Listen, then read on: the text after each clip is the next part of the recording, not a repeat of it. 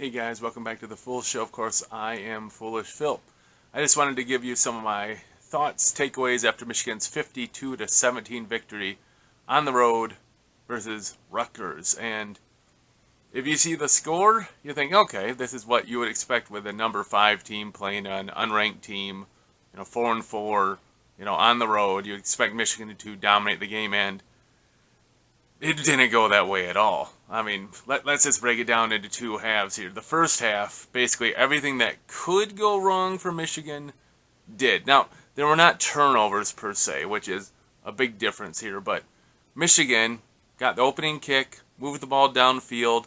They would have had like a nice 30-some yard touchdown run by Corum, but they got called for an illegal formation, which BTN didn't let you know about till the play. They didn't let you know there was a penalty happening.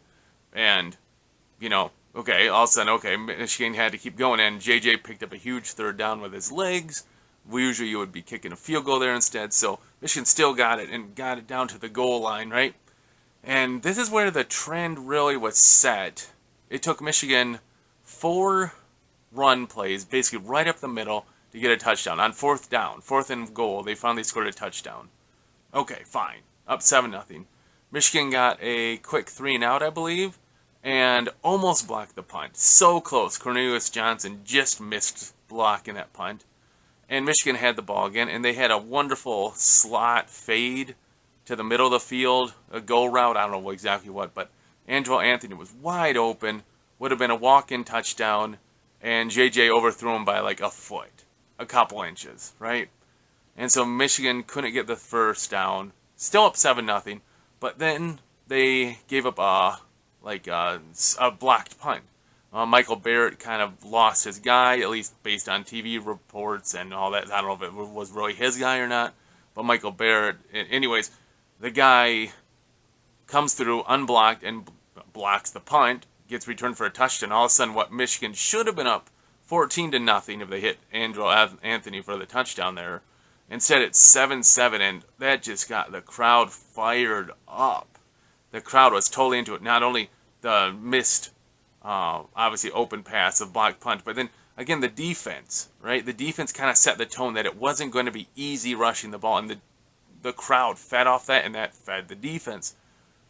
Rutgers tried an onside kick. Michigan luckily recovered that. We weren't expecting it at all, but we recovered that. Again, drive down to the goal line. And again, it takes us 4 tries to get in. This time, JJ does a quarterback sneak, and he would have been stopped short, but I believe it was Edwards who pushed him in.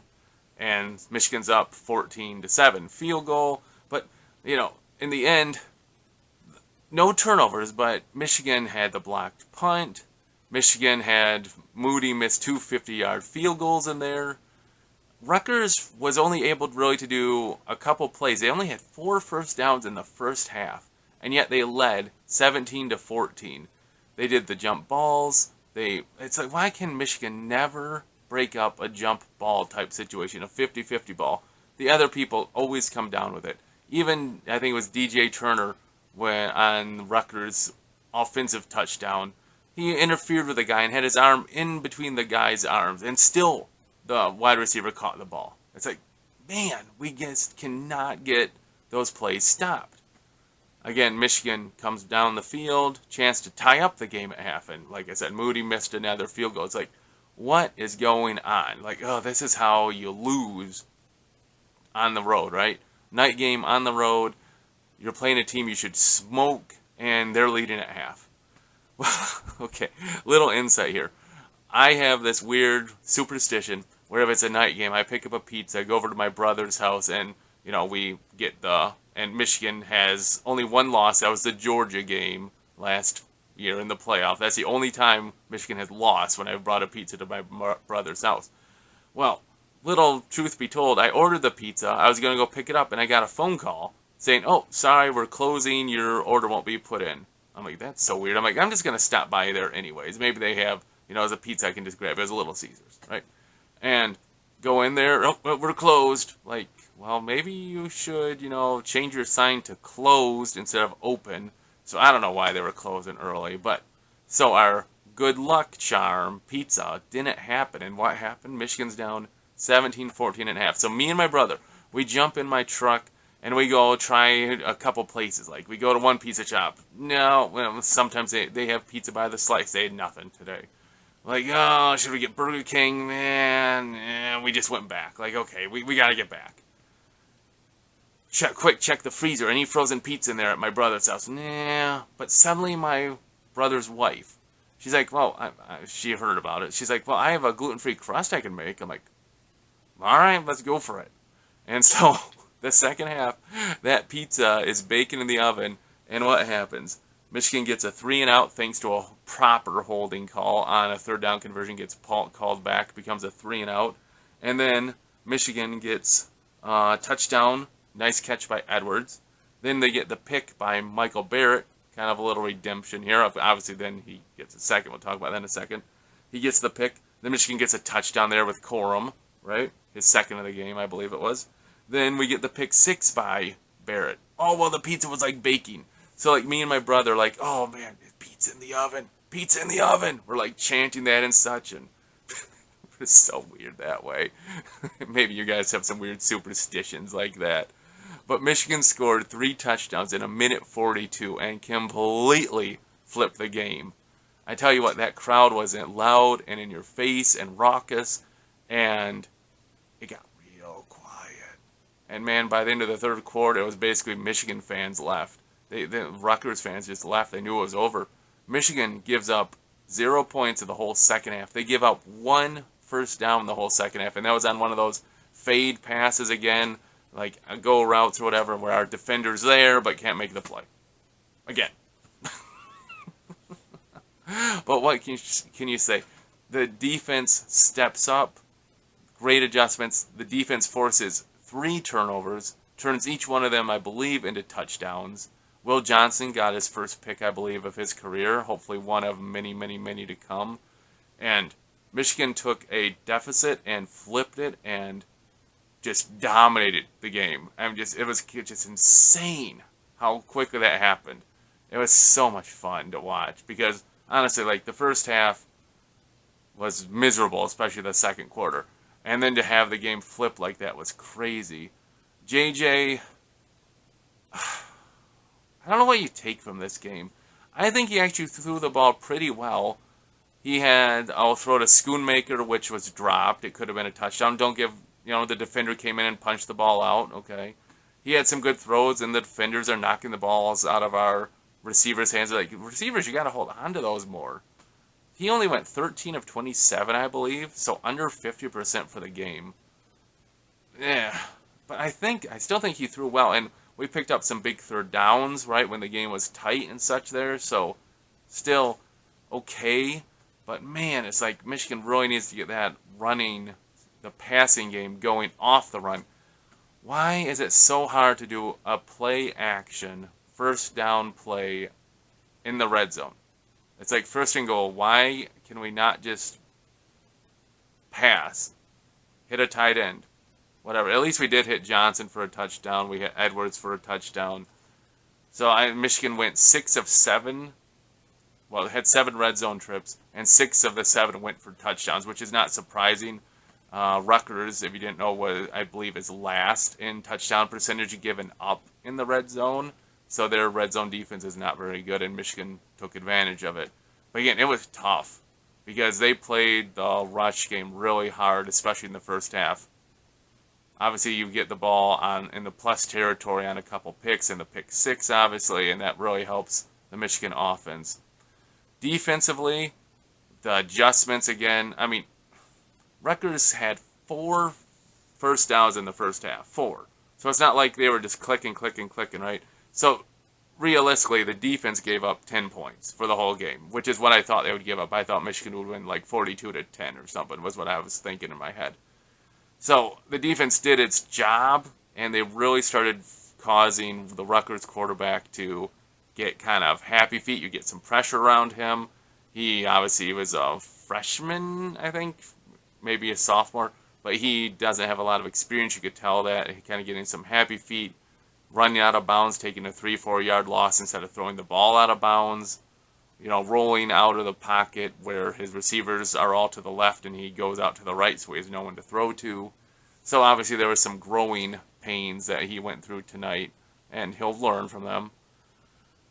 But the Michigan offense, I believe, had 280 some rushing yards and gave up 14. And it was like 285-5 or something like that at one point in the fourth quarter. So Michigan completely changed this game to a one-dimensional attack by Rutgers, and that really helps Michigan, obviously, and lets you get some more pressure and some more sacks and such. So I really liked how Michigan. What's my big takeaway here? Michigan, I think, sadly, had a little hangover from Michigan State and the tunnel problem. I can see that being true. And then everything that could go wrong kind of went wrong outside of turnovers. And Rutgers was fired up. And what happened? Michigan went into it at halftime and made the adjustments. Every game this year, they have made really good, solid, strong adjustments at halftime. Defensively, and I'd say offensively too, we made some good adjustments in there and did some different runs. And, you got a couple busted runs there where, almost take him to the house. Edwards had a nice, 40-some yard, I believe, and such. So, Corum goes over 100. Edwards goes over 100. JJ has about 150 yards passing. Michigan gets a 52-17 win. If you told me Michigan would win 52-17, I'd take that every day, right? But it's not the way I thought it would happen, where Rutgers up 17-14. But don't get me wrong, I'm super happy Michigan got the win, but today was a crazy day, right? Around the league and Big Ten, Ohio State wins 21-7 at Northwestern, 1-8 Northwestern. You had Alabama lost at LSU. Don't get me wrong, that's, going to Death Valley, or I'm not sure if that's Death Valley or Clemson's Death Valley, but, night game at LSU is terribly hard to win. So they lose. They're out of the playoff contention. Clemson goes to Notre Dame and gets bludgeoned 35-14. So kudos to that. Thank you, Irish, for pointing out how a fraud Clemson was. Hopefully that ends Clemson's chances of making the playoff just because of their name, Clemson. I mean, talk about just the football playoff committee just like, well, let's put Clemson in. Why? Because they're Clemson. Yeah. So, I'm not saying Michigan deserved to be in, I'm just saying Clemson shouldn't have been. I would have put TCU in instead of Clemson. I mean, Michigan has beaten Penn State. That's what we got so far. But, TCU has several top 25 wins now. I think 2 or so like that. For whatever. I know Clemson had 3, but they're not nearly as impressive. Anyways, the point. Michigan won in a game that it was stressful at half. So, kudos for Michigan getting the win. What are your guys' thoughts about the game? What do you take away as the play of the game? I would have to say is definitely the pick and the start of the second half. It gave Michigan huge field position. They got the touchdown right off of that. And then another pick and another pick. It's kind of like if you will, Michael Barrett was kind of the GOAT of the first half, not picking up his block as in a bad GOAT. And then he gets 2 picks and the pick 6 there, and he kind of becomes the hero of the game, right? So his play gets 2 scores. With the play he missed, got 1 score. So excellent job by Michigan to rebound and just dominate the whole second half. That was just great. So if you have any thoughts, please put them in the box below. I'll try to respond as I'm able to. Again, 52-17, just not the way I thought Michigan would get there. I don't know if anyone thought that Rutgers would be leading at half. Hey guys, thanks for watching. I know it's late. Hopefully you like this video. If you do, please hit that like. If you haven't hit the subscribe, please do that as well. Until I see you guys next time, I think it's Michigan basketball Monday. Takes on Purdue Fort Wayne. I'll try to do a video after that one. Until I see you then, go blue.